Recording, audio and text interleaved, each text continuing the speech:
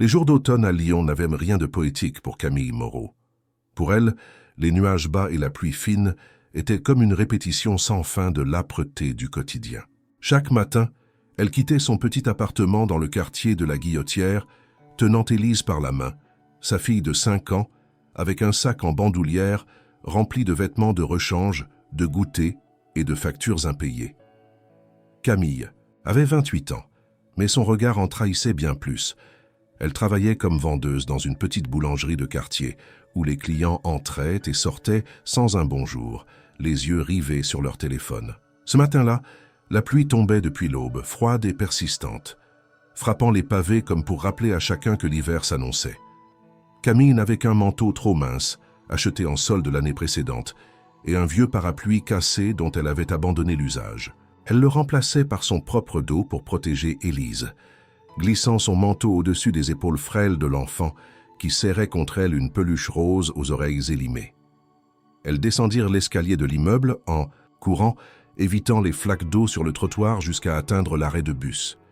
La file était longue, silencieuse, des visages fatigués, des chaussures trempées, des épaules haussées sous les imperméables. Camille se plaça à l'extrémité, tenant Élise tout contre elle en essayant de ne pas frissonner. La petite tremblait et ses lèvres devenaient bleues. Camille murmura une comptine, espérant distraire sa fille de l'humidité qui s'insinuait partout.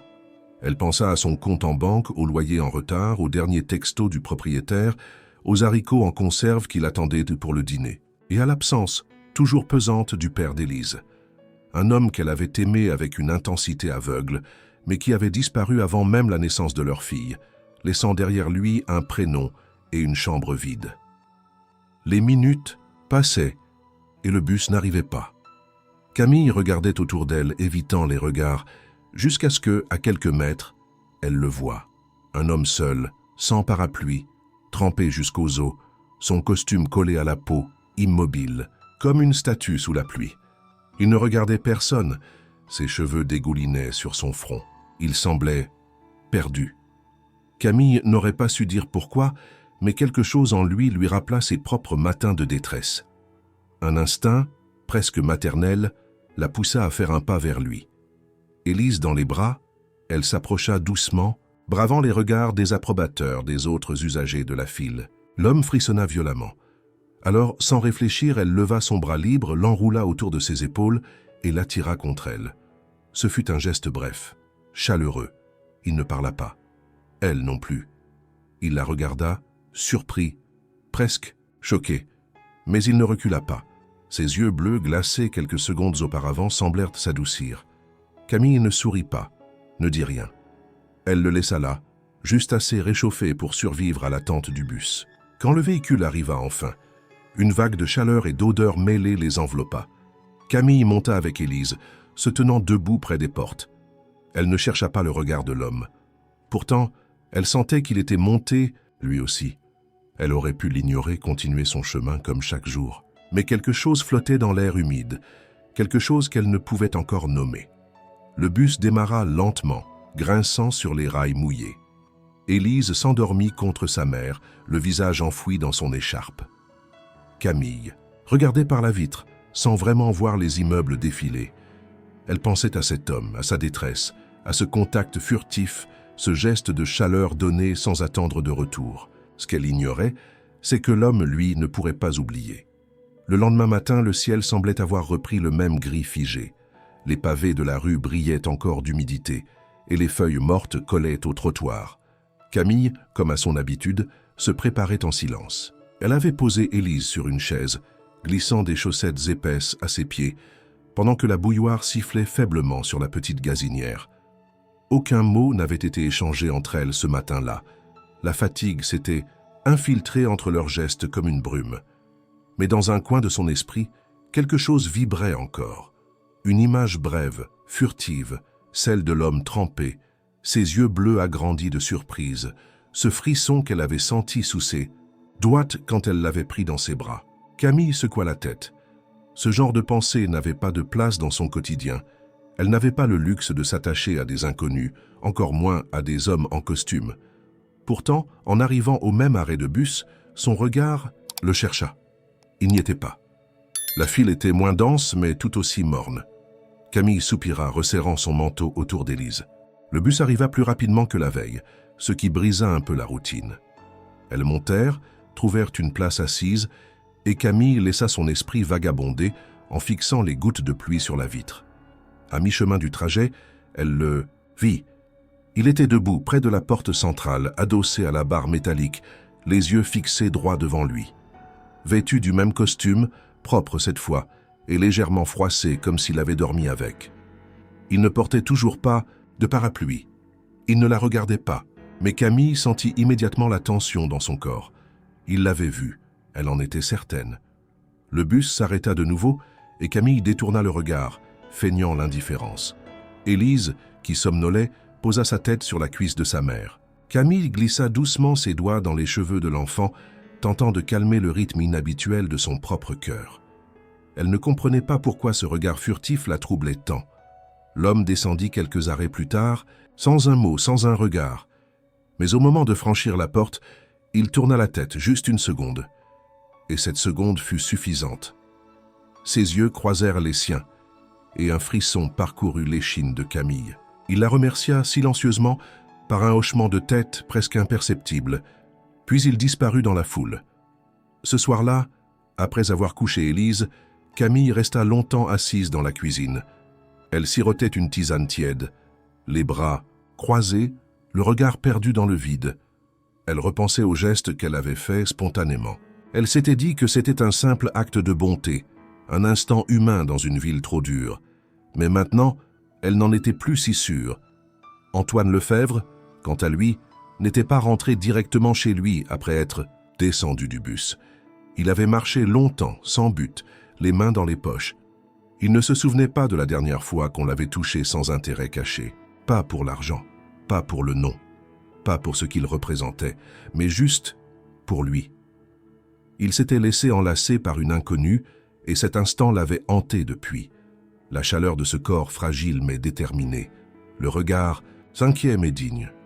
Il n'était pas habitué à ça.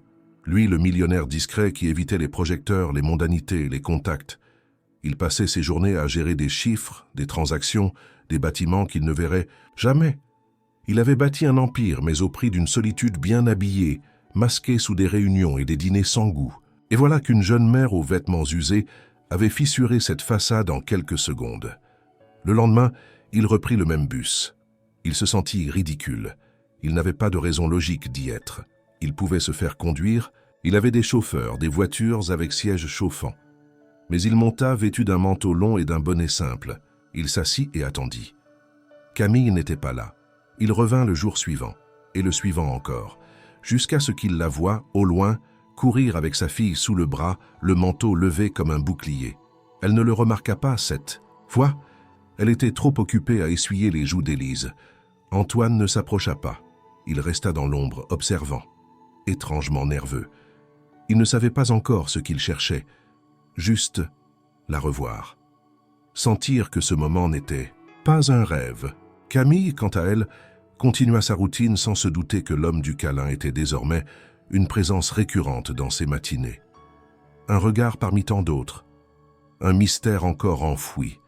Mais le mystère, bientôt, commencerait à prendre forme. Le bus numéro 35 devint, sans que Camille ne s'en rende compte, le théâtre discret d'une histoire qui s'écrivait à bas bruit. Chaque matin, à la même heure, elle montait avec Élise, fatiguée mais disciplinée, occupant souvent la même place près de la porte arrière. Et chaque matin, Antoine Lefebvre était là, parfois déjà assis, parfois debout, les mains croisées devant lui, le regard calme, presque absent.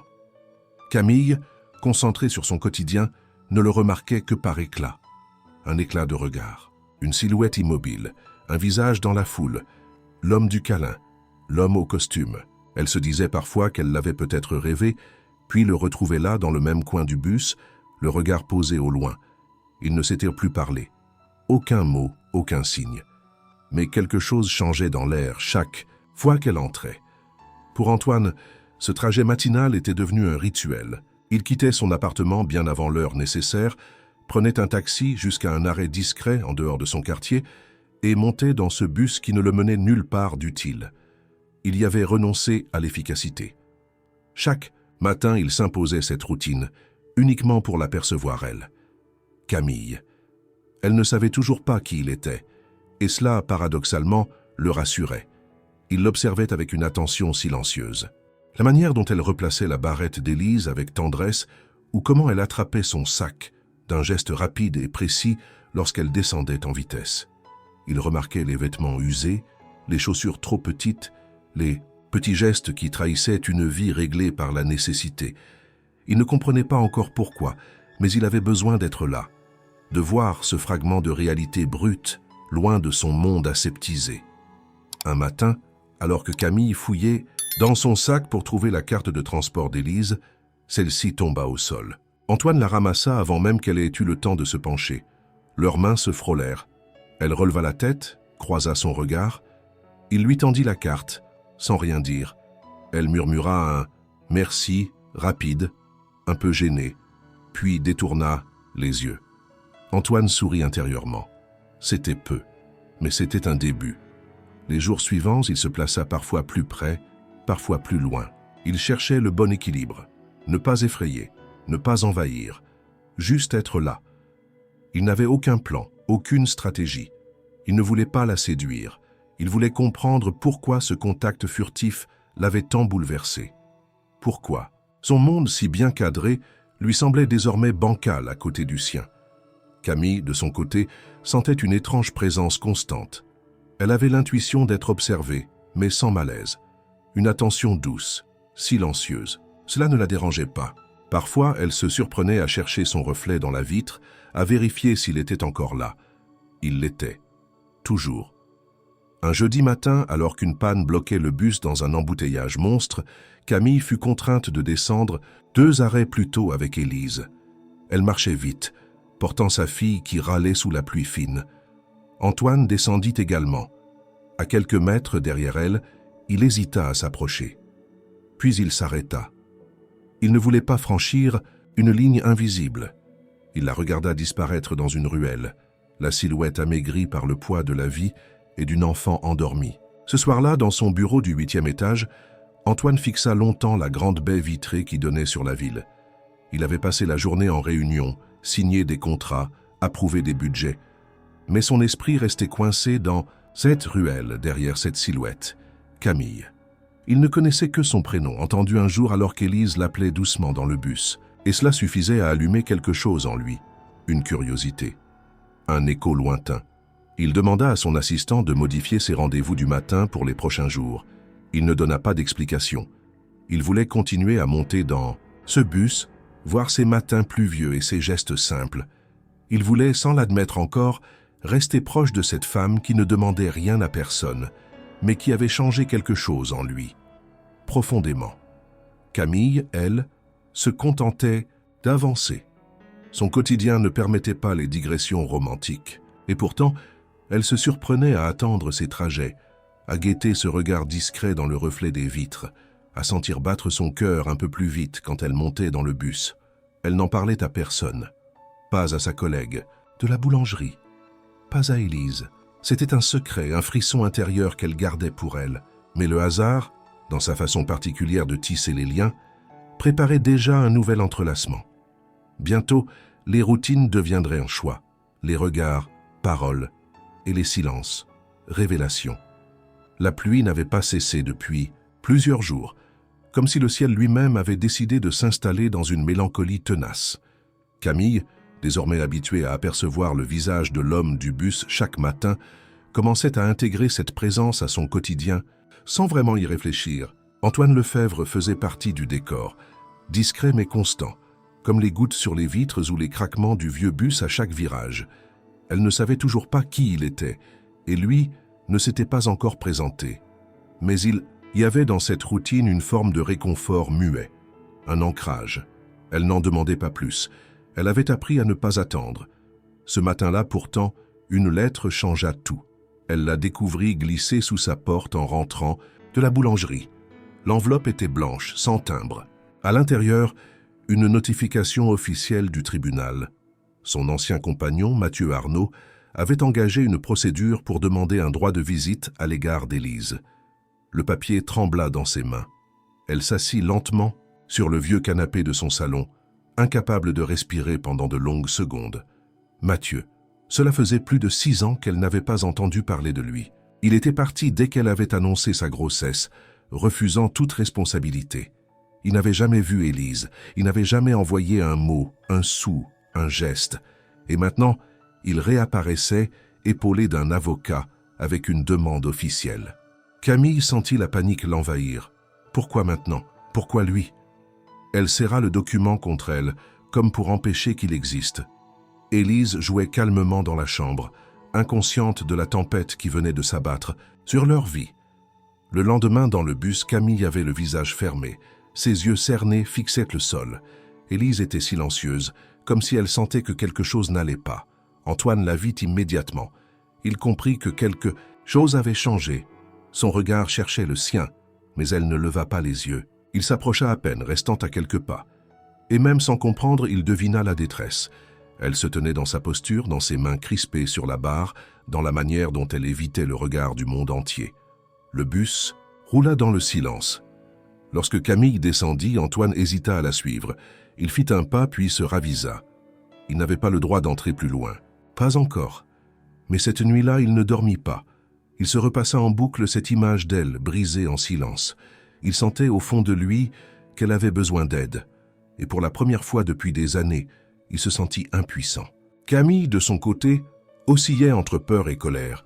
Elle savait que Mathieu ne voulait pas vraiment voir sa fille. Il voulait probablement lui nuire, ou la contrôler, ou simplement affirmer un pouvoir perdu. Elle se sentait piégée. Elle n'avait pas d'avocat, pas d'économie, pas de soutien. Elle pensa à demander de l'aide à sa patronne, mais se ravisa. À la crèche d'Élise, on lui conseilla de prendre un avocat commis d'office. Mais les démarches étaient longues, et elle n'avait ni temps, ni énergie pour les poursuivre. Chaque soir, elle s'effondrait sur son lit sans avoir résolu quoi que ce soit. Et pourtant, elle continuait à prendre le bus, chaque matin. Parce qu'au milieu du chaos, il y avait ce regard calme, ce silence bienveillant. Antoine ne lui parlait toujours pas, mais il était là, et cela suffisait étrangement. Antoine, quant à lui, commença à se renseigner discrètement. Il ne savait pas exactement ce qu'il cherchait, mais il fit appel à un ami juriste, prétextant un cas hypothétique de garde partagée. Les informations qu'il reçut ne l'aidèrent pas vraiment, mais elles confirmèrent ce qu'il pressentait. Le système était lent, injuste et souvent défavorable à ceux qui n'avaient ni moyens ni réseau. Un matin, il se rendit à la boulangerie où travaillait Camille. Il resta dehors sous la pluie, observant l'intérieur par la vitrine embuée. Elle riait avec une cliente, un sourire fatigué sur le visage. Puis, comme si elle avait senti sa présence, elle leva les yeux. Leurs regards se croisèrent, et cette fois elle ne détourna pas les yeux. Il entra. L'air chaud et sucré du four se mêla à la tension silencieuse entre eux. Camille le fixa, surprise, mais sans peur. Il s'approcha lentement, comme s'il marchait sur une ligne fragile. « Bonjour, dit-il enfin. » Elle cligna des yeux, déstabilisée. « Bonjour. Je m'appelle Antoine, ajouta-t-il doucement. Je voulais juste dire que, si jamais vous avez besoin de parler ou d'aide, je suis là. » Il n'y avait pas de prétention dans sa voix, juste une sincérité désarmante. Camille le regarda longuement, puis elle hocha la tête, une fois, sans un mot, et ce fut assez. La journée qui suivit fut comme un courant d'air, bruyante, rapide, et pourtant marquée d'un souffle imperceptible. Camille s'efforçait de maintenir son calme, mais depuis cette étrange visite à la boulangerie, l'image d'Antoine restait gravée dans son esprit. Il avait franchi un seuil. Il avait un prénom, maintenant, et un regard qui parlait davantage que ces mots. Elle ne savait pas encore quoi penser.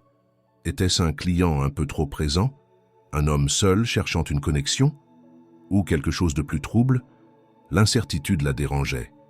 Le lendemain matin, dans le bus, leurs regards se croisèrent de nouveau. Camille esquissa un sourire timide, qu'Antoine lui rendit immédiatement. Aucun mot ne fut échangé. Mais le lien, lui, était là comme une corde invisible tendue entre eux. À la boulangerie, en milieu d'après-midi, alors qu'elle étalait une pâte feuilletée avec méthode, une collègue vint vers elle en brandissant un magazine. « Regarde ça, Camille. T'as vu ce type? Trop bizarre, non ?» Camille, les mains pleines de farine, leva les yeux, un peu lassée. Un autre scandale de célébrité? Non, pire, un type richissime qui veut changer le monde. Tu te rends compte? Il donne des millions à des associations, mais personne ne sait rien de lui. Il est genre invisible. Regarde sa tête. Sérieux. Elle posa le magazine ouvert sur le comptoir. Camille pencha légèrement la tête, les yeux encore distraits. Puis son regard se figea. Là, en couverture brillante, un homme en costume sombre, assis sur une chaise design, le regard tourné vers l'objectif avec une sérénité feinte. Elle reconnut aussitôt les traits familiers. C'était lui. Elle resta figée. Le nom en lettres capitales au-dessus de la photo confirma ce que ses yeux refusèrent de croire. Antoine Lefèvre, PDG discret d'un fonds d'investissement, connu pour fuir la presse, amateur de projets sociaux discrets et philanthrope obstiné. La légende parlait de milliards d'euros gérés avec austérité, d'actions tenues dans l'ombre, d'achats de terrains et de bâtiments un peu partout en France.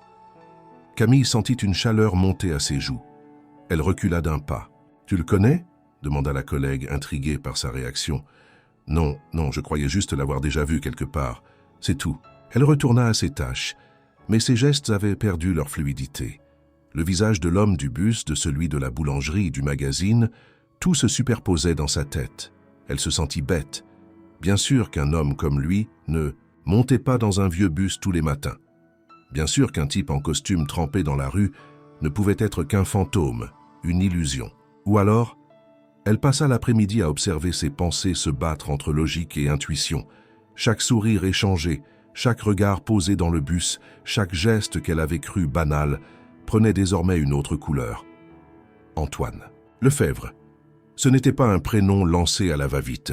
C'était un nom qui s'étalait sur les couvertures, dans les chiffres, dans les donateurs secrets. Le soir, dans son petit salon, après avoir couché Élise, Camille feuilleta le magazine qu'elle avait discrètement emprunté. Elle lut l'article lentement, s'attardant sur les passages décrivant son aversion pour les projecteurs, son enfance discrète à Annecy, son ascension fulgurante, sa fortune immense, mais gérée avec une rigueur monacale.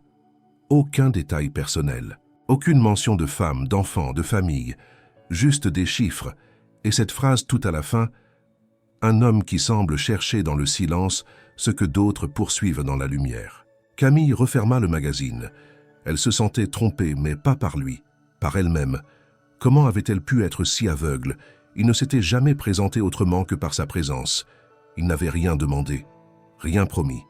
Et pourtant, il avait laissé cette vérité hors du cadre.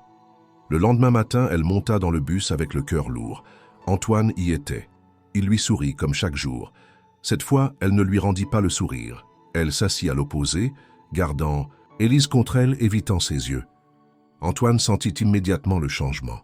Il comprit sans avoir besoin de mots. Quelque chose avait été découvert. Il resta immobile, ne tenta aucun geste. À la descente, Camille fit mine de s'occuper d'Élise. Antoine hésita, puis descendit aussi. Il se posta à quelques mètres d'elle sur le trottoir. « Camille », dit-il doucement. Elle se retourna lentement. Son regard n'avait plus la douceur habituelle. « Tu aurais pu me dire. » Depuis le début. Je me suis senti bête. Antoine hocha la tête. « Je comprends. Et tu as raison. Mais je ne voulais pas imposer ça. Je ne voulais pas que tu me vois comme lui, comme Antoine Lefèvre. Je voulais juste que tu me vois. » Elle le fixa longuement. Il semblait sincère, fragile même, mais cela ne suffisait pas. « Tu aurais dû me laisser choisir, » murmura-t-elle. Et elle partit. Antoine resta là, seul sous la pluie, comprenant enfin que la vérité tueuse de confiance n'était pas toujours celle qu'on cachait, mais parfois celle qu'on ne disait pas. Les jours qui suivirent furent lourds de silence. Camille, fidèle à sa routine, continuait de prendre le bus chaque matin, mais changea d'itinéraire quand elle le pouvait. Lorsqu'elle ne le pouvait pas, elle montait en baissant les yeux, espérant ne pas croiser le regard d'Antoine. Elle sentait en elle une colère sourde, mais surtout une grande confusion. Elle ne savait plus si elle devait lui en vouloir pour ce qu'il était ou pour ce qu'il avait choisi de ne pas dire. Antoine, de son côté, ne changea rien à ses habitudes. Il continuait de monter dans le même bus, toujours à la même heure, acceptant sa présence comme une punition silencieuse. Il ne tentait plus d'interaction, il ne voulait pas forcer. Il comprenait, et il attendait. Mais ce fragile équilibre allait être brisé non par eux, mais par le monde extérieur. Un matin de samedi, alors que Camille préparait les pains au chocolat derrière le comptoir, elle entendit sa collègue pousser un petit cri étouffé en regardant son téléphone. « Quand la vache, Camille, regarde ça, c'est lui, encore lui, sur le site de Lyon Actualité. » Camille leva les yeux, les mains pleines de pâtes. Sa collègue approcha l'écran du téléphone. Un titre tapageur s'affichait. Antoine, Lefebvre dans la tourmente, des décisions controversées dans ses fondations caritatives. En dessous, une photo de lui, manifestement prise à la volée, sortant d'un bâtiment officiel, entouré de journalistes. Le cœur de Camille se serra. Elle essuya ses mains sur son tablier et s'approcha. L'article évoquait un désaccord entre Antoine et le conseil d'administration d'un de ses fonds.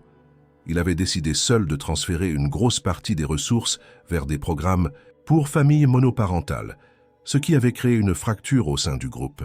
On y parlait d'impulsivité, d'irrationalité, de décisions prises sans concertation. Et au milieu du texte, une phrase lui sauta aux yeux. Selon une source proche, cette décision soudaine pourrait avoir été influencée par une rencontre personnelle récente. Camille sentit une chaleur remonter dans sa poitrine. La rumeur, l'interprétation. Elle savait ce que cela voulait dire, elle, le lien. Ce lien qu'elle n'avait pas choisi d'exposer. Ce soir-là, elle rentra chez elle plus tôt, bouleversée. Elle redoutait d'être mêlée à un univers qu'elle n'avait jamais demandé. Elle voulait protéger Élise, sa vie modeste, ses horaires fixes, son anonymat. Et voilà qu'elle devenait un fantôme de journal, une rumeur qui planait autour d'un homme trop visible. 3 jours plus tard, alors qu'elle refermait la boutique après la fermeture, elle le vit. Antoine.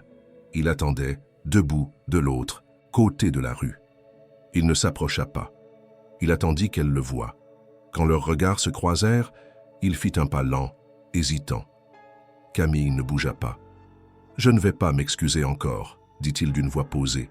« Mais j'aimerais te parler, pour de vrai, pas dans un bus, pas dans un couloir, juste moi à toi. » Elle le regarda sans répondre. Il tendit une enveloppe. Elle hésita puis la prit. Il s'inclina légèrement et partit sans un mot de plus. Chez elle, après avoir mis Élise au lit, elle ouvrit l'enveloppe. À l'intérieur, une invitation. Un événement caritatif dans un grand hôtel de la Presqu'île. Tenue correcte exigée. Antoine y serait l'hôte d'honneur. L'invitation était accompagnée d'un billet manuscrit. « Je ne peux pas t'expliquer tout ce qui s'est passé entre moi et ce monde-là, mais je veux que tu vois. Pas pour. Qu'à me juger, mais pour comprendre. Si tu viens, ce sera pour toi, pas pour eux. Je serai là. Et je te promets une seule chose, la vérité. » Camille relut plusieurs fois les lignes. Elle sentit la sincérité dans l'écriture tremblante.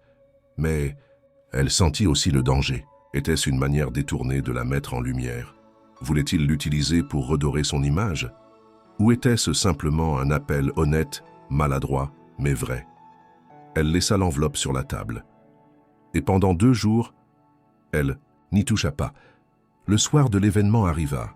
Camille se retrouva à fixer l'armoire ouverte de sa chambre, une vieille robe noire dans les mains. Elle pensa à Élise, endormie dans la pièce à côté, à son quotidien, à Antoine, et à cette impression tenace que, malgré tout, il n'avait jamais cherché à lui nuire. Elle enfila la robe, coiffa ses cheveux simplement, et sortit dans la nuit lyonnaise, le cœur serré et les mains moites. Mais arrivée devant l'hôtel, elle s'arrêta net. Des flashs, des voitures de luxe, des journalistes, des regards, et elle recula. Elle ne franchit pas les portes. Elle tourna les talons, le souffle court, parce qu'elle n'était pas prête, pas encore. Mais quelque chose en elle savait qu'elle reviendrait. La nuit était tombée sur Lyon comme une couverture trop lourde. Camille marchait vite sur les trottoirs mouillés, les talons de ses chaussures battant un rythme sec contre les pavés. La robe noire qu'elle portait flottait autour de ses jambes, déplacée, comme sortie d'un autre monde. Elle ne regardait personne, évitait les vitrines, refusait de croiser son propre reflet. Elle n'était pas allée au bout, elle n'était pas entrée. Mais au fond d'elle, elle savait que ce n'était pas par peur du scandale, c'était autre chose, une peur plus ancienne, celle de croire. Ce soir-là, elle ne dormit pas. Le visage d'Antoine, qu'elle n'avait même pas vu à l'événement, hantait son esprit.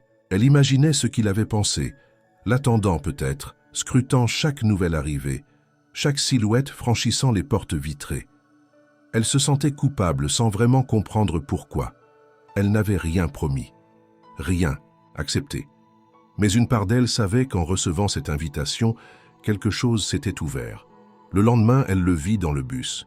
Il était là, comme toujours, assis près de la vitre. Mais cette fois, il leva les yeux au moment exact où elle monta avec Élise. Leurs regards se croisèrent, et il ne détourna pas le sien. Camille hésita, puis s'avança. Elle s'assit sur le siège libre juste devant lui, posa Élise sur ses genoux et garda les yeux fixés sur l'allée centrale. « Tu n'es pas venu, murmura-t-il doucement, après un moment. « Non, je comprends. Je ne suis pas faite pour ce monde-là. » Il hocha lentement la tête. « Moi non plus, tu sais. » Elle tourna légèrement la tête vers lui. « C'est pourtant le tien. Il l'a été. Il l'est encore, techniquement. Mais ce monde ne me reconnaît plus vraiment. Depuis quelque temps, je ne m'y reconnais plus non plus. » Il semblait sincère, fatigué même. Camille soupira. « Pourquoi moi, Antoine? Il y a des milliers de femmes. Des femmes comme toi, riches, éduquées, à l'aise dans les hôtels de la presqu'île. Pourquoi moi ?» Il sourit, mais un sourire triste, chargé. « Parce que tu m'as vu, avant de savoir qui j'étais. Parce que tu as tendu les bras quand j'étais invisible. Parce que tu ne m'as rien demandé, rien espéré. Tu m'as juste regardé comme un être humain. Et ça, Camille, ça n'était pas arrivé depuis très longtemps. » Elle resta silencieuse. Élise s'était endormie, la tête posée contre son épaule. Camille baissa les yeux vers sa fille, puis vers Antoine. « Je ne sais pas si je peux te faire confiance. Je ne te demande pas de le faire. Je veux juste être là. Sans rôle, sans costume, juste moi. » Ils restèrent là, côte à côte, sans un mot de plus, jusqu'à la fin du trajet. Lorsque Camille descendit, Antoine resta dans le bus. Il ne chercha pas à la suivre. Ce geste simple, ce respect, pesa plus que n'importe quelle promesse. Les jours passèrent. Antoine se fit plus discret. Il prenait le bus moins souvent. Camille remarqua son absence, sans vouloir l'admettre. Elle continuait à vivre, à lutter contre les démarches judiciaires engagées par Mathieu, à faire tourner la boulangerie et à élever Élise dans un monde trop grand pour elles deux. Mais une brèche s'était ouverte. Une faille dans laquelle la lumière passait doucement. Une semaine plus tard, alors qu'elle terminait son service, Camille trouva une enveloppe glissée sous la caisse. Aucun nom. À l'intérieur, une lettre manuscrite. De lui. « Camille, je ne veux pas bousculer ta vie. Je ne veux pas imposer ma présence. Mais si un jour tu veux parler, si tu veux juste marcher, boire un café, ou même rester en silence, je serai là. Tu n'as rien à prouver. Tu n'as pas à changer. Je ne te demande rien. Juste le droit d'exister quelque part dans ton monde. » Camille relut les lignes plusieurs fois. Elle pensa à toutes les fois où on l'avait jugée, utilisée, effacée. Cette lettre si simple ne cherchait rien. Elle n'était ni romantique ni grandiloquente. Elle était juste humaine. Le lendemain, elle monta dans le bus, seule. Élise était restée chez une voisine. Antoine n'était pas là.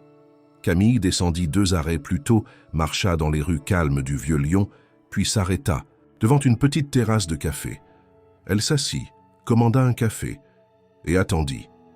Elle ne savait pas s'il viendrait. Elle ne savait pas pourquoi elle était là. Mais une chose était sûre, elle n'était plus exactement celle d'avant. Antoine arriva 20 minutes plus tard. Il s'arrêta à distance, la vit assise là, la tasse entre les mains. Il n'eut pas besoin de mots. Il s'approcha lentement, s'assit en face d'elle. « Tu as reçu ma lettre, dit-il simplement. » Elle hocha la tête. « Je suis venu. Merci. » Et ils restèrent là, longtemps, à parler un peu, à se taire beaucoup, à partager une présence, une première fissure dans la muraille de méfiance, une première pierre posée sans promesse, mais déjà quelque chose s'édifiait. La tranquillité fragile que Camille commençait à reconstruire fut brisée un matin par 3 coups secs à la porte de son appartement. Elle ouvrit en hâte, Élise encore en pyjama dans ses bras, pour se retrouver face à 2 hommes, l'un au visage étrangement familier, légèrement vieilli, l'autre cravaté tenant une pochette de documents sous le bras. Le premier fut le plus rapide à parler. « Camille, on doit parler. » Elle resta figée. « Mathieu. » Après toutes ces années, il était là, plus grand qu'elle ne se souvenait, la mâchoire marquée mais les mêmes yeux fuyants, le même air désinvolte qu'elle avait tant redouté. Il ne regarda même pas Élise, accrochée à sa mère comme une liane. « C'est mon avocat. On est venu t'informer qu'on a officiellement demandé la garde partagée d'Élise. Tu recevras les documents dans les prochains jours. » Camille sentit ses jambes se dérober. Le monde autour d'elle se brouilla. Elle recula tenant Élise plus fort. « Tu n'as jamais voulu d'elle. Tu l'as laissée avant même de la voir. Tu n'as pas ce droit. » « La loi dit que si, » répondit-il avec froideur. « Et je veux faire valoir mes droits. T'as pas le monopole de cette gamine. » Le mot « gamine » la heurta plus violemment que le reste. Il ne l'appelait pas par son nom. Il ne la regardait pas. Il ne cherchait pas à comprendre qui elle était. Il voulait juste prendre, gagner, contrôler. « Sors d'ici », murmura Camille, la voix brisée par la peur et la colère. « On se reverra bientôt, Camille, au tribunal. » Et ils partirent, la laissant seule, Élise en larmes contre sa poitrine. Les jours suivants furent un cauchemar. Elle reçut une assignation, une date d'audience, des demandes officielles de justificatifs, de revenus, de conditions de logement.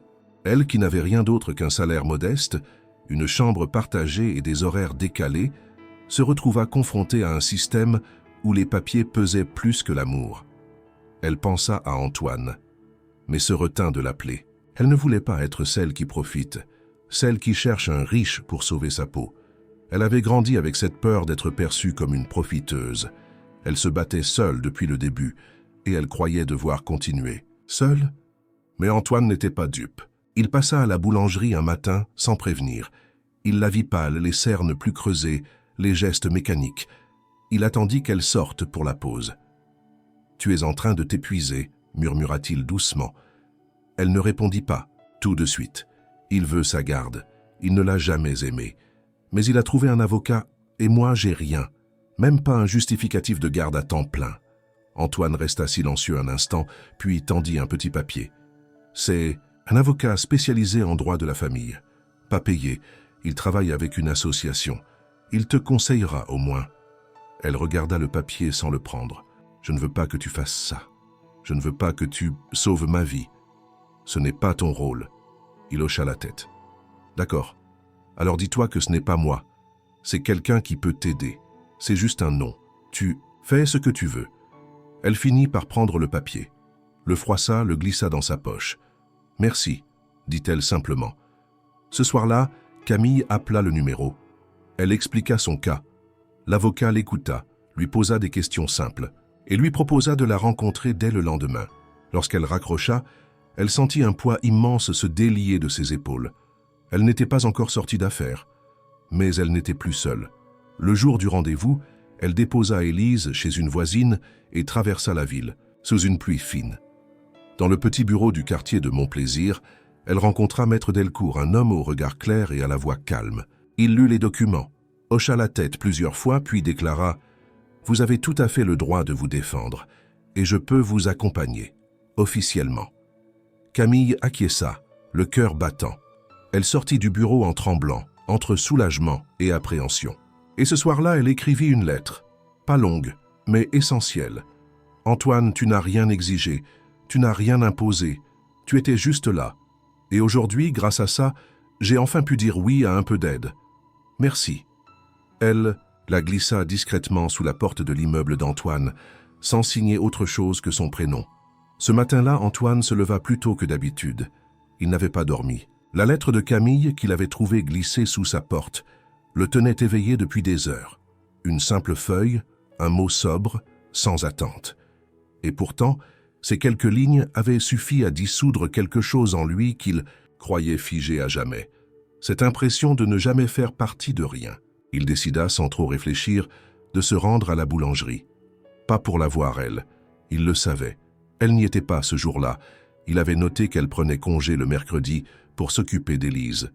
Mais il voulait juste marcher, sentir l'air froid contre son visage et peut-être croiser un fragment de cette vie dont il commençait à comprendre les contours. Il poussa la porte de la boulangerie et fut accueilli par le parfum sucré du matin. Il n'y avait qu'une seule cliente à cette heure. Antoine acheta un café et un croissant.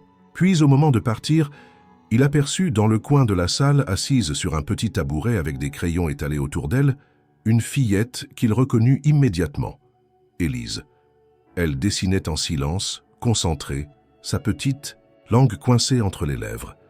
Une employée la surveillait du coin de l'œil, mais lui laissait de l'espace. Antoine hésita, puis s'approcha doucement. Élise leva les yeux, le regarda et sourit. « Tu es le monsieur du bus, dit-elle simplement. » Il sourit, s'agenouilla doucement pour être à sa hauteur. « Oui, c'est moi. Tu t'appelles Élise, c'est bien ça ?» Elle hocha la tête, fière. « Tu veux voir ce que je dessine ?»« Bien sûr. » Elle lui tendit la feuille. Un grand soleil jaune, un arbre, une petite maison et 3 silhouettes à côté. « Qui sont-ils » demanda Antoine. « C'est moi, maman. Et l'autre, c'est quelqu'un qui est là, mais qui ne parle pas encore. » Il sentit son souffle se bloquer un instant. La simplicité de l'enfant l'avait frappé de plein fouet. « Et pourquoi il ne parle pas encore ?» Élise haussa les épaules. « Parce qu'il a peur, je crois. Mais il est gentil. Il me regarde toujours, comme s'il voulait être sûr que je suis bien. » Antoine se releva lentement. Il ne répondit rien, il n'avait pas les mots. Ce que cet enfant venait de dire, il se reconnut entièrement. Cette peur de parler, cette envie d'être là sans savoir comment, ce besoin d'exister sans s'imposer. Il s'assit sur une chaise voisine. Ils restèrent là quelques minutes, dans un silence paisible. Il la regardait dessiner, elle, absorbée, ne posait plus de questions. Puis, juste avant de partir, il lui demanda « Tu veux que je te rapporte quelque chose demain ?» Elle réfléchit, très sérieuse. Une boîte à crayons avec des couleurs qui brillent. Il rit doucement. « Je vais voir ce que je peux faire. » Et il sortit. Ce soir-là, Camille rentra plus tard que prévu. Élise lui sauta dans les bras dès qu'elle franchit la porte. « Maman, le monsieur du bus est venu à la boulangerie. Il m'a parlé. » Camille sentit une alarme se déclencher en elle. « Qu'est-ce qu'il t'a dit? Il t'a fait quelque chose ?»« Non, maman. Il a juste regardé mes dessins. Il a dit qu'il allait m'apporter des crayons qui brillent. » Camille s'agenouilla devant sa fille, la regarda dans les yeux. « Il ne faut pas parler trop longtemps avec les gens que tu ne connais pas très bien, ma chérie, même s'ils sont gentils. Mais lui, il n'est pas comme les autres. Il m'écoute. Il parle doucement. Et il m'a dit que j'étais forte. » Camille sentit son cœur se serrer. Elle n'était pas prête. Pas encore. Mais elle ne pouvait ignorer ce que sa fille voyait, ressentait. Le lendemain, elle se rendit à la boulangerie plus tôt, avant l'ouverture. Elle attendit, et il arriva. Il s'arrêta en la voyant, visiblement surpris. Elle ne parla pas tout de suite. Puis après un silence, « Tu as vu Élise hier ?» Il acquiesça sans se justifier. « Elle m'a montré ses dessins. On a juste parlé un peu. Tu n'avais pas le droit de lui promettre quoi que ce soit. Ça n'était pas une promesse, c'était une attention. » Elle croisa les bras, hésitante, puis plus bas. « Elle a dit que tu l'écoutais, que tu la regardais comme si tu voulais qu'elle aille bien. » Antoine baissa les yeux, puis les releva doucement. « Je crois que c'est parce que je sais ce que c'est de ne pas être regardé. Pas vraiment. Pas avec amour, pas avec patience. » Camille ne répondit pas, mais ses traits s'adoucirent. « Je ne veux pas que tu t'attaches à elle si tu n'es pas sûr de vouloir rester. » Il hocha la tête. « Je ne suis jamais resté nulle part, mais avec elle, avec toi, je commence à vouloir apprendre comment on fait. » Elle le fixa longuement, puis dans un souffle, « Alors il faudra que tu sois patient, et que tu sois vrai, toujours. Je peux faire ça. » Et cette fois, elle ne détourna pas les yeux. Le tribunal se dressait, massif et froid au cœur du quartier administratif de Lyon. Camille, en robe sobre et manteau trop fin, gravit lentement les marches. Élise laissée à une amie de confiance. Elle tenait un dossier contre sa poitrine, les mains tremblantes, le souffle court. Tout dans son corps hurlait l'angoisse. Le moment était venu. Elle allait devoir se tenir droite face à un homme qui avait renié sa fille, mais qui désormais exigeait des droits qu'il n'avait jamais gagnés. Dans la salle d'audience, l'air semblait plus dense. Mathieu était déjà là, en costume gris, l'air propre et lisse, accompagné de son avocat. Il ne la salua pas, ne la regarda même pas. Pour lui, elle n'était qu'un obstacle, un mur à faire tomber pour affirmer une autorité qu'il n'avait jamais voulu porter. Camille s'installa seule sur le banc de gauche. Pas d'avocat à ses côtés. Elle avait refusé qu'Antoine intervienne, même s'il avait proposé de payer une défense complète, Elle ne voulait pas mêler sa présence à cette bataille. Elle voulait prouver qu'elle en était capable, que sa voix comptait sans appui financier, sans nom connu. Mais elle n'était pas seule. Juste avant que l'audience ne commence, une porte s'ouvrit doucement au fond de la salle. Antoine entra discret, sans costume, tape à l'œil, vêtu simplement. Il prit place au dernier rang, silencieux. Camille le vit, le regarda, et ce seul regard suffit à faire reculer un peu la peur. L'audience commença. Mathieu parla le premier. Son avocat énuméra des arguments froids. Droit biologique, changement de situation personnelle, désir de créer un lien tardif, mais légitime. Il parlait d'Élise comme d'un objet de négociation. Camille serrait les dents. Son cœur battait trop vite, mais elle tint bon. Quand vint son tour, elle se leva, la voix presque absente au début. Puis, elle parla. De sa grossesse. Seule du silence de Mathieu. Des années sans aide, sans mots, sans regard. Elle parla d'Élise, de ses habitudes, de ses peurs, de ses desseins, de ses sourires. Elle parla comme une mère, pas comme une plaignante. Elle parla avec tout ce qu'elle était, chaque mot puisant dans ses nuits sans sommeil, dans ses matins, glacés, dans ses dimanches passés à réparer des vêtements trop petits. Le juge écouta, il prit des notes, il interrogea. L'avocat de Mathieu tenta de la déstabiliser, de sous-entendre qu'elle utilisait sa précarité comme levier émotionnel. Mais Camille tint bon, sans crier, sans pleurer. Elle se battait non pas pour gagner, mais pour protéger. À la fin de l'audience, le juge annonça qu'il prendrait quelques jours pour délibérer. Il leur demanderait de revenir pour la décision. Camille sortit de la salle vidée. Elle s'adossa au mur du couloir, les jambes molles, le souffle court. Puis elle vit Antoine s'approcher. « Tu as été incroyable, dit-il simplement. » Elle secoua la tête, les larmes aux yeux. « Je ne sais pas si ça suffira. Il a des papiers, des mots bien choisis. Moi, j'ai juste ma voix. Et c'est la voix d'une mère. Il n'y a rien de plus puissant. » Elle ne répondit pas, mais posa une main sur son bras. « Merci d'être venu. Je ne voulais pas que tu sois seul. » Ils sortirent ensemble du bâtiment. Le ciel était clair pour la première fois depuis des jours. Une lumière douce baignait les toits. Ils marchèrent lentement jusqu'à un petit café du quartier. Camille ne parlait pas beaucoup. Antoine respectait ce silence. Il comprenait que certains instants se vivent sans commentaire. Quand ils s'assirent, elle prit sa tasse à deux mains, souffla dessus. « J'ai cru que j'allais tomber. Quand il a commencé à parler d'elle comme d'un droit, j'ai eu envie de crier. Mais tu ne l'as pas fait. Tu es restée droite. Tu lui as montré ce qu'il avait perdu, ce qu'il n'a jamais su construire. » Elle hocha la tête. Puis, « Tu sais, j'ai cru un temps que je ne voulais pas que tu sois là, que ça allait me faire paraître faible, dépendante. Mais maintenant, je crois que j'avais juste peur d'être vue.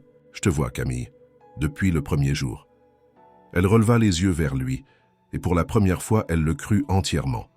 Ce soir-là, en rentrant chez elle, Élise courut dans ses bras. Camille l'étreignit plus longtemps que d'habitude. Elle ne lui parla pas du tribunal, juste du ciel clair, du vent doux, des crayons qui brilleraient bientôt. Mais au fond d'elle, quelque chose avait changé. Ce n'était pas encore la fin du combat, mais elle savait désormais qu'elle n'était plus seule dans l'arène. La décision du juge arriva une semaine plus tard. Camille, debout dans le hall glacé du tribunal, tenait la main d'Élise, même si la fillette ne comprenait pas ce qui allait se jouer. Antoine était là, à quelques pas, les bras croisés, le visage grave, mais calme. Il n'avait pas prononcé un mot depuis leur arrivée. Il savait que c'était le moment de Camille, pas le sien. Lorsque leur nom fut appelé, Camille entra seule dans la salle. Élise resta dehors avec Antoine, qui s'agenouilla à sa hauteur, pour lui parler doucement.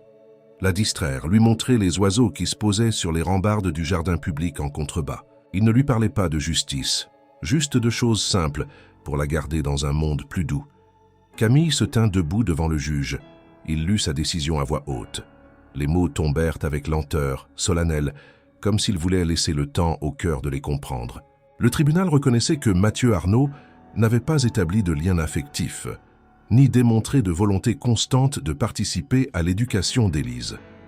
Il rejetait donc la demande de garde partagée. Un droit de visite supervisé, une fois par mois, serait accordé dans un cadre neutre. Camille sentit ses jambes céder mais se retint de tomber. Elle hocha simplement la tête. Elle n'avait pas gagné une guerre. Elle avait évité une injustice. Et cela suffisait. À la sortie, elle s'approcha d'Antoine. Il comprit avant qu'elle ne parle. Le sourire discret sur son visage était chargé de soulagement. « C'est fini ?» demanda-t-il. « Non, mais c'est calmé, pour l'instant. » Elle s'agenouilla devant Élise et l'embrassa longuement. « On va rentrer, mon cœur. Maman a besoin de dormir pendant une semaine entière. » Ils rirent tous les trois, brièvement, comme si un poids énorme venait d'être soulevé. Mais Camille, malgré tout, sentait quelque chose d'autre. Un vide, un mouvement étrange dans le regard d'Antoine, comme s'il s'apprêtait à partir. Et il partit. Pas ce jour-là, mais les jours suivants. Pas de message, pas de lettre, pas de visite. Camille attendit. 1 semaine, 2, rien. Elle retourna à ses habitudes, mais l'absence d'Antoine devenait chaque jour plus pesante. Il y avait maintenant un espace dans sa routine, un vide qui n'existait pas avant lui. Elle se disait qu'il avait peut-être compris qu'ils étaient trop différents, qu'elle ne faisait pas partie de son monde, ou qu'il ne voulait plus faire partie du sien. Puis un soir, alors qu'elle rentrait de la boulangerie, elle alluma la télévision, et elle le vit, en conférence de presse. Il se tenait debout, seul devant une file de journalistes. Il portait une veste simple, sans logo, sans bijoux, sans mise en scène. Sa voix était posée, claire. « J'ai longtemps cherché un sens à ce que je faisais. J'ai cru que créer, accumuler, gérer suffisait. Mais ces derniers mois, j'ai compris que la richesse ne se mesure pas à ce qu'on possède, mais à ce qu'on partage. C'est pourquoi j'ai décidé de transférer 50% de mon patrimoine à un fonds de soutien destiné aux mères isolées et aux familles en situation de précarité. Ce fonds ne portera pas mon nom. Il portera celui de celles qui m'ont appris ce qu'est le courage. » Les journalistes se bousculèrent pour poser des questions, mais il enchaîna sans s'interrompre. « Ce choix est personnel. Il n'est pas stratégique. Il ne répond pas à une crise d'image. Il répond à une transformation intérieure. Je n'attends aucun remerciement. J'espère seulement que ceux qui vivent dans l'ombre auront, un jour, un peu plus de lumière. » Camille resta immobile, assise sur le vieux canapé. Son cœur battait fort. Elle ne savait pas si elle devait sourire ou pleurer. Elle entendit Élise rire dans la chambre voisine, jouant avec ses peluches, et une larme coula sur sa joue. Il ne l'avait pas oubliée, il ne l'avait pas utilisée, il avait juste choisi. Le lendemain, elle ne le vit pas, ni le surlendemain. Mais quelque chose en elle avait changé. Elle n'attendait plus avec angoisse, elle ne doutait plus. Il reviendrait ou non. Mais son geste resterait, pas pour le monde, pour elle. Et cela suffisait, pour l'instant. L'hiver tirait à sa fin et Lyon se réveillait sous une lumière plus douce. Comme si la ville elle-même décidait de sortir lentement de l'ombre. Les jours rallongeaient, les vitrines s'ornaient de premières fleurs. Et dans la boulangerie de Camille, les brioches prenaient une forme de promesse. Pourtant, malgré l'apaisement retrouvé après la décision du tribunal, quelque chose manquait. Quelqu'un. Camille s'était habituée à l'absence d'Antoine comme on s'habitue à une cicatrice, en silence, en avançant, mais en la sentant à chaque mouvement. Elle avait regardé son discours à la télévision plusieurs fois, non pour entendre ce qu'il disait, mais pour revoir son visage, capter l'émotion dans sa voix, chercher une trace d'elle dans ses yeux. Elle ne savait pas s'il reviendrait. Elle ne savait même pas si elle voulait qu'il revienne, mais elle voulait comprendre. Et un matin, il revint, sans bruit, sans mise en scène. Camille ouvrait la boutique comme chaque jour avant le lever du soleil. Elle plaçait les croissants encore tièdes sur les étagères, les gestes calmes et précis, quand la clochette de la porte tinta doucement. Elle leva les yeux. Il était là. Pas en costume, pas en manteau luxueux, juste un pull gris clair, un jean foncé, les cheveux légèrement humides, et un regard qu'elle n'avait pas vu depuis des semaines, chargé de ce silence entre eux. « Bonjour », dit-il simplement. « Bonjour ». Elle ne bougea pas, ne fit pas de sourire, mais elle ne l'éloigna pas non plus. « Un café » demanda-t-elle après un moment. « Oui, merci. » Elle lui servit le café noir comme elle l'avait vu le boire tant de fois dans le bus. Il le prit entre ses mains comme on reçoit un objet précieux. Il ne disait rien. Elle non plus. Il but une gorgée, puis leva enfin les yeux vers elle. « Je ne suis pas parti pour fuir, Camille. J'avais besoin de faire le tri, de comprendre ce que je pouvais être, sans tout ce qui m'avait toujours défini. » Elle hocha la tête lentement. « Et tu as trouvé ? Pas encore. Mais j'ai compris que je ne voulais pas retourner à l'homme que j'étais et que je voulais marcher un peu avec toi, si tu veux bien. Elle le fixa longuement. Tu m'as laissé dans le doute, sans un mot. J'avais peur que... Tu crois que tout ce que j'ai fait, c'était pour t'acheter ou pour t'impressionner, alors je suis resté en retrait.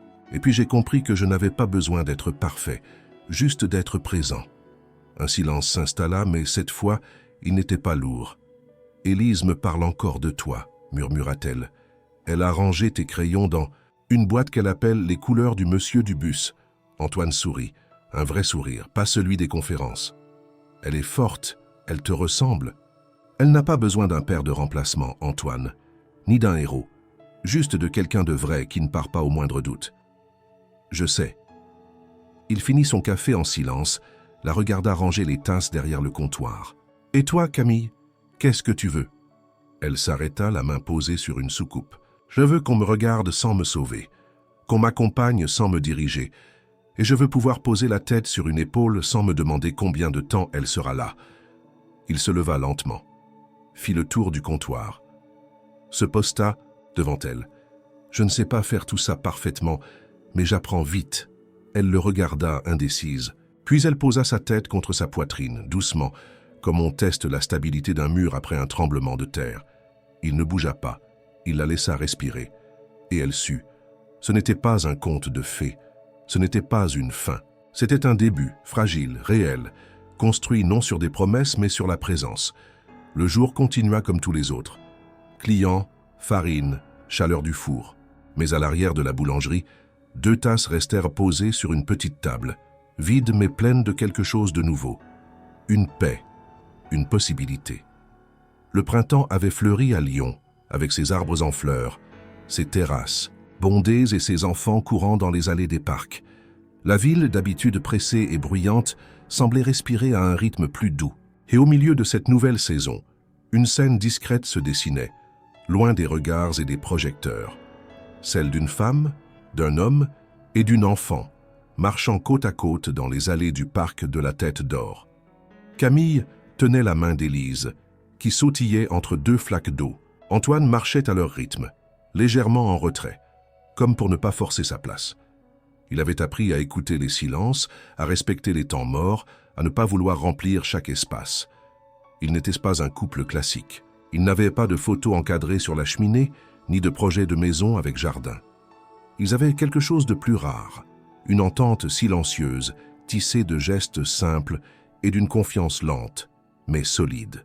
« Tu sais, » dit Élise en s'arrêtant brusquement, « si on vit tous ensemble, il faudra un grand lit. » Camille la regarda, surprise. « Pourquoi un grand lit ? » ?»« Parce que comme ça, quand j'ai peur, je peux venir au milieu, et vous me gardez des 2 côtés. » Antoine sourit doucement, Camille aussi. Ils échangèrent un regard complice. « On verra ce qu'on peut faire, » répondit Antoine avec sérieux. « Mais il faudra peut-être aussi un 2e oreiller. » Élise acquiesça comme une experte. 2 oreillers et une lampe de chevet avec des étoiles. Ce soir-là, ils dînèrent chez Camille. Rien d'extravagant. Une soupe faite maison, du pain croustillant, quelques fruits en dessert. Antoine coupa les légumes, Élise mit la table, et Camille surveilla la cuisson. Il riait parfois de choses simples. Il ne parlait pas de passé, il ne projetait pas trop loin. Il vivait. Quand Élise alla se coucher, elle demanda à Antoine de lui lire une histoire. Il accepta, presque intimidé. Camille les regarda depuis la porte, le cœur serré. Il lisait doucement, articulant bien, montrant les images avec attention. Élise s'endormit avant la fin. Il resta un moment à la regarder. Dans le salon, Camille l'attendait. Elle tenait 2 tasses fumantes. Ils s'assirent côte à côte, sans se toucher d'abord. Puis Antoine posa sa main sur la sienne. Elle ne la retira pas. « Je ne pensais pas trouver ça, » murmura-t-il. « Quoi ? Cette paix, cette simplicité, ce foyer. » Elle se tourna vers lui. « Ce n'est pas un conte de fées, Antoine. Il y aura des jours durs, des matins silencieux, des comptes à équilibrer, des petits conflits, des doutes. Je sais. Mais c'est justement pour ça que je veux rester, parce que rien ici n'est faux. » Ils restèrent là, à écouter les bruits de la ville au loin, les rires d'un voisin, un volet qui claque, un chien qui aboie. Antoine se leva, prit une couverture et la posa sur ses épaules. Elle ferma les yeux. Il s'assit à nouveau, tout contre elle. « Tu crois qu'on y arrivera ?» demanda-t-elle. « Je crois qu'on a déjà commencé. » Et dans cette nuit paisible, dans ce petit appartement sans luxe mais rempli de chaleur, Camille sut que tout ce qu'elle avait traversé l'avait menée ici. Pas à un miracle, pas à une récompense, mais à une construction, à une vie partagée, à une maison où l'étreinte du matin remplaçait les alarmes, où les silences étaient habités et où l'amour n'était pas un éclat, mais une lumière constante. Antoine n'était plus seulement le millionnaire du bus. Il était celui qui avait appris à marcher à son rythme, à parler à sa fille, à écouter son quotidien. Et Camille n'était plus seulement cette mère solitaire. Elle était devenue femme, compagne, repère. Elle était vue, entendue, choisie. Et tout avait commencé là, au cœur d'un jour gris, quand un simple geste, un bras tendu, une étreinte sous la pluie, avait bouleversé deux existences. Pas une fin, un commencement.